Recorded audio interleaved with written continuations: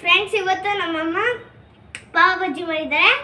Taste ಇಲ್ಲಿ butter ಅಂತಾರಲ್ಲ, ಇಷ್ಟು ಸ್ಮೆಲ್ ನೋಡಿದ್ರೇ ನಿಮ್ಗೆ ಗೊತ್ತಾಗತ್ತೆ. ಕಿಚನಿಂದ ನಮ್ಮ ಟ್ಯೂಷನ್ವರೆಗೂ ಬರ್ತಿದೆ, ನಿಮ್ಗೆ ಗೊತ್ತಾ? ಇವಾಗ ನಾನು ಓಡ್ ಬಂದ್ಬಿಟ್ಟೆ, ಬಿದ್ರೂ ಬಂದ್ಬಿಟ್ಟೆ ಇವಾಗ. ಯಾಕಂದ್ರೆ ಇಷ್ಟು ಚೆನ್ನಾಗಿ ಸ್ಮೆಲ್ ಬರ್ತಿದಂದ್ರೆ ನೋಡಿ. ಇವಾಗ ನೋಡಿ ನೋಡಿ, ವಾವ್, ಭಾಳ ಟೇಸ್ಟ್ ಇದೆ. ನೀವು ಟ್ರೈ ಮಾಡಿ ನಿಮ್ಮ ಮನೇಲಿ, ಓಕೆನಾ? ಇಲ್ಲಿ ಇದನ್ನು ಸ್ವಲ್ಪ ಇದು ಮಾಡಿದಾರೆ, ಅಲ್ಲಿ ಬಿಸಿ ಮಾಡಿದಾರ.